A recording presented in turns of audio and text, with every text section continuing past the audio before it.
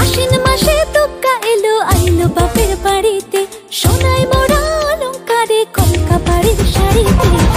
আসে পারে পারে বছর ঘুরে ঘুরে উমা আসে নতুন সাজে। আসে পারে পারে বছর ঘুরে ঘুরে উমা আসে নতুন সাজে।